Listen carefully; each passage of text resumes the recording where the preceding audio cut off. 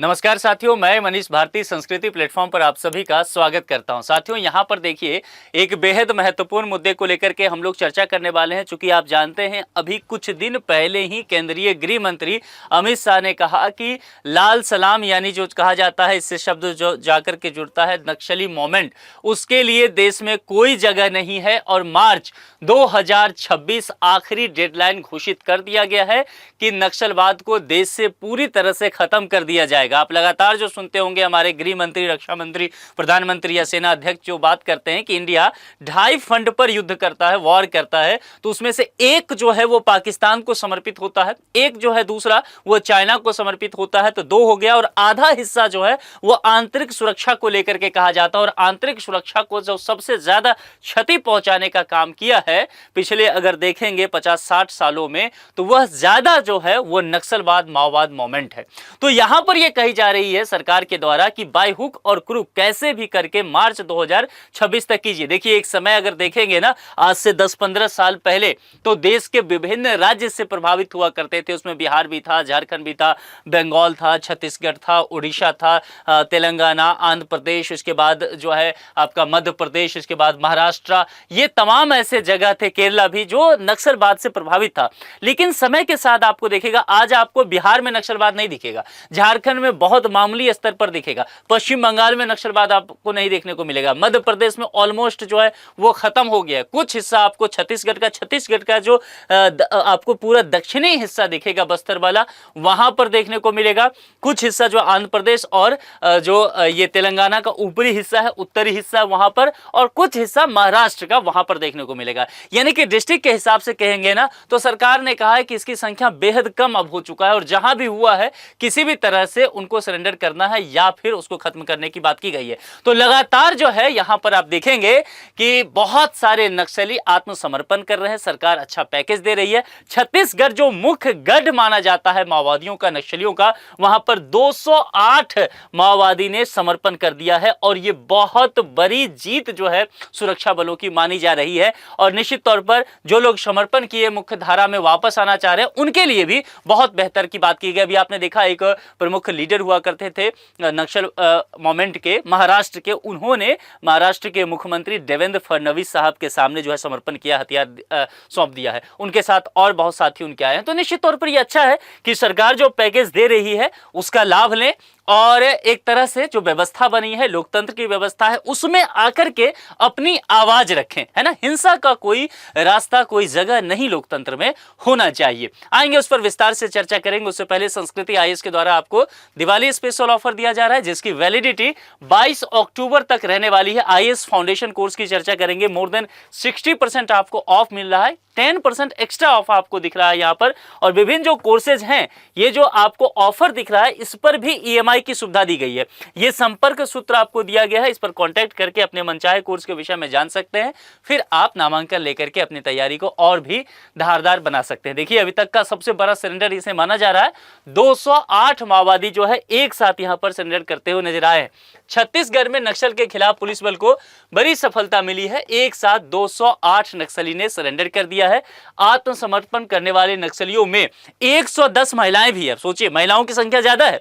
98 पुरुष शामिल हैं जो प्रतिबंधित भाकपा माओवादी संगठन विभिन्न रैंकों का प्रतिनिधित्व करते हैं। सभी नक्सलियों ने 153 हथियारों के साथ आत्मसमर्पण किया। आप सोचिए, 153 हथियार भी इनके पास थे।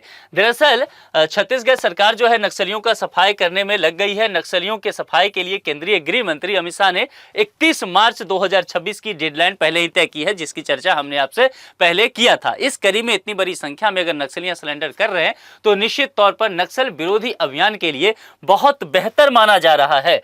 और उत्तर बस्तर में लाल आतंक के अंत की बात की जा रही है। जो मैंने आपको पहले भी कहा कि बस्तर जो अगर देखेंगे छत्तीसगढ़ का एक प्रमुख जगह होता है जहां पर नक्सलियों का गढ़ है, तो उसको तोड़ने की आवश्यकता है। लगातार अधिकारी, सुरक्षा बल लगे हुए थे, वहां से इतनी बड़ी संख्या में समर्पण हो रहा है, तो निश्चित तौर पर बहुत अच्छी बात है। अधिकारियों ने बताया कि अबुझमाड़ का अधिकांश हिस्सा नक्सली प्रभाव से अब मुक्त हो चुका है, जिससे उत्तरी बस्तर में दशकों से जो लाल आतंक चल रहा था यानी नक्सलवाद, ये अब केवल दक्षिणी बस्तर के कुछ हिस्सा में बचा है।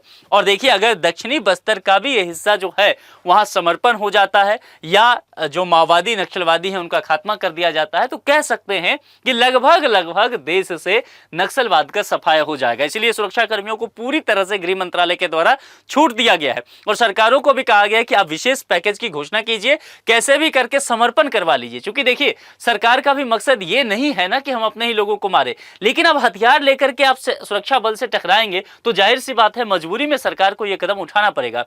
तो इससे बेहतर है कि सरकार आपको विशेष पैकेज दे रही है, अच्छा पैकेज दे रही है, आप अच्छे से जीवन गुजारिए। आपके जो नाराजगी हैं वो मुख्य धारा में शामिल होते हुए लोकतंत्र में एक तरह से है, लोकतंत्र बहुमत से चलता है, चुनाव है, तो आप उसमें शामिल होइए। अगर आपको लोग पसंद करेंगे तो आप चुन करके आइए और फिर अपने अनुकूल कार्य कीजिए। तो जो एक नक्सली मोमेंट शुरू हुआ ना कि हम गरीबों के लिए और जो है पिछड़ों के लिए, सर्वहारा के अधिकार दिलाने के लिए बात करते हैं, वो दरअसल एक तरह से देखेंगे टर्न ले लिया और वो आदिवासियों को ही इसका नुकसान होने लगा। आदिवासी समाज ही विकास के क्रम में पिछड़ते चले गए। तो इसके लिए बहुत जरूरी है कि नक्सल का खत्म किया जाए। अब देखिए, यहाँ पर माओवादी संगठन का जो प्रतिनिधित्व होता है, अधिकारियों के अनुसार आत्मसमर्पण करने वाले समूह में 110 महिलाएं और 98 पुरुष शामिल हैं, जिसकी बात हमने आपसे पहले किया। सरेंडर करने वाले नक्सली भाकपा संगठन के विभिन्न रैंकों का है और इसमें देखेंगे कि समिति को लेकर के एक केंद्रीय समिति सदस्य सीसीएम, 4 जो है दंड कारण्य विशेष क्षेत्रीय समिति सदस्य, 1 क्षेत्रीय समिति सदस्य, इसके अलावा 21 संभागीय समिति सदस्य और 61 क्षेत्रीय समिति सदस्य, 98 पार्टी सदस्य और 22 जो है PLGARPS अन्य कार्यकर्ता शामिल है। अब आप ये सोच रहे होंगे ये क्या सदस्य कर रहे हैं, सुनिए रुक करके आप फिर समझेंगे कि नक्सलवाद इस देश में कितना पांव जमा चुका था। जैसे आप पुलिस सेवा में देखते हैं ना कि आईपीएस है तो उसमें भी अलग अलग रैंक है ना, डीएसपी हो गया, एसपी हो गया, एसएसपी हो गया, आईजी डीआईजी हो गया, तो एक रैंक होता है ना। ऐसे ही आर्मी में भी होता है ना। अब ऐसे ही नक्सलियों ने अपनी सेना बना ली। अब देखिए कैसे ये पूरी तरह से वही पैरेड कर रहे हैं, वही ट्रेनिंग ले रहे हैं। इनका भी रैंक है, कर्नल है, कैप्टन है, अलग अलग सर्विसेज हैं, कौन समिति को कौन देख रहा है, इस तरह से पूरा कैडर बना हुआ है। यानी कि सिस्टमैटिक ढंग से जैसी हमारी आर्मी या पुलिस बल काम करती है वैसा इन्होंने ट्रेनिंग का पूरा जो है एक खाका तैयार किया और उसके आधार पर ये सुरक्षा बल और पुलिसकर्मी से लड़ते हैं। तो सोचिए कितना खतरनाक हो सकते हैं। और इनके पास अभी क्या आपने देखा कि 110 महिलाएं, तो महिलाएं ज्यादा शामिल हैं नक्सल मोमेंट पे। और आपने देखा कि 153 हथियार भी वो सरेंडर किए हैं। देखिए यहाँ पर 153 हथियार यहाँ पर पुलिस को ये सौंपे हैं। आप सोच सकते हैं इतना तो सौंपे हैं, बहुत सारे अभी तक समर्पण किए भी नहीं है और क्या क्या हथियार उनके पास हो सकता है, ठीक है, जिसमें 19 जो है AK-47 राइफल है। देखिए कितना अत्याधुनिक राइफल है। प्रश्न ये उठता है कि इनके पास इतने अत्याधुनिक राइफल्स आए कहां से। दूसरा प्रश्न ये है कि इन राइफल और हथियार को खरीदने के लिए वित्तीय मदद कहां से मिलता है। इसके अलावा देखिए 17 जो है SLR राइफल आप जानते होंगे वह है और 23 जो है इंसास राइफल है, एक जो है इंसास LMG है, इसके बाद जो है 36.303 राइफल जो होता है, 4 कार्बाइन, 11 जो है BGL लॉन्चर और 41 12 बोर या सिंगल शॉट बंदूकें और एक पिस्तौल भी शामिल है। जरा हथियारों का यहां पर लिस्ट देखिए। जब मैं एनसीसी किया करता था आर्मी विंग से ना, तो हम लोग इस हथियारों को लेकर के बहुत ज़्यादा कंसस रहते थे और मुझे बहुत दिलचस्पी था कि अलग अलग हथियार के विषय में हम समझे। तो हम लोग को उस समय जो है वेपन्स के विषय में पढ़ाया जाता था, हथियार दिखाया जाता था, खोलना, लगाना, बंद करना, सफाई करना, तो ये सब हमने तब सीखा था इन सब चीज़ों के विषय में। और ये बहुत अत्याधुनिक हथियार माने जाते हैं इसमें से कई, और ये नक्सलियों के पास उपलब्ध है, यही हमारे सुरक्षाकर्मी के पास उपलब्ध होता है। जरा सोच सकते हैं आप। इसीलिए कई बार क्या है, और ये जल जंगल जमीन की बात करते हैं तो जंगल में ही रहेंगे, पहाड़ों में छुपे रहेंगे, तो ये रास्ता इनको पता होता है। गुरिल्ला युद्ध करने में एक्सपर्ट लोग हो जाते हैं, इस वजह से सुरक्षा कर्मियों पे कई बार हावी होते हैं। लेकिन नई तकनीक जब से आया है, ड्रोन सिस्टम आया है, तब से इन पर काबू पाने में हम लोग बहुत हद तक सक्षम हुए हैं। सरेंडर करने वाले शीर्ष माओवादी में देखा जाए बड़े पैमाने पर आत्मसमर्पण से बस्तर संभाग में माओवादी नेटवर्क के और कमजोर होने की उम्मीद है, जिसे भारत में वामपंथी उग्रवाद का गढ़ माना जाता था, जो बस्तर का हिस्सा पड़ता है। और आत्मसमर्पण करने वाले शीर्ष नेताओं में कई नेताओं के नाम भी सामने आ गए हैं। रूपेश उर्फ सतीश केंद्रीय समिति सदस्य भास्कर उर्फ राजमंड मंडावी, इसके बाद रनीता, राजू सलाम, धन्नू वेट्टी उर्फ संटू और रतन इलम, ये सारे लोग हैं, अलग अलग कैडर पर हैं, अलग अलग पद इनको दिया गया था। ये तो शीर्ष अधिकारी हुए जिन्होंने समर्पण किया और इनके साथ बहुत सारे लोगों ने समर्पण किया। ये अभी वाला है जो बस्तर में हुआ है, छत्तीसगढ़ में। महाराष्ट्र का मैं आपको पहले बता चुका हूं, देवेंद्र फडणवीस के सामने बहुत सारे जो हैं नक्सली वो हथियार डाले, हथियार भी दिया है, सरेंडर किया उन्होंने और खुद को भी सरेंडर कर दिया है। तो बड़ी संख्या में देखिए, इनको स्पष्ट तौर पर मैसेज दिया गया। केंद्रीय गृह मंत्री बस्तर अभी जा चुके थे, तो जब वहां पर वो गए तो बहुत सारे लोगों का, सामाजिक संगठनों का, एनजीओ वगैरह का कहना हुआ कि कुछ और समय दिया जाए। उन्होंने साफ तौर पर कहा कि कोई समय अब नहीं दिया जाएगा, फाइनल डेडलाइन है 31 मार्च 2026 और इतने समय तक अगर नक्सली अपने हथियार नहीं डाल देते हैं, एक एक समर्पण नहीं कर देते हैं, तो सुरक्षा बल को खुली छूट है, जैसे भी खत्म करना हो इसका सफाई कीजिए और भारत को जो है लाल सलाम से मुक्त कीजिए।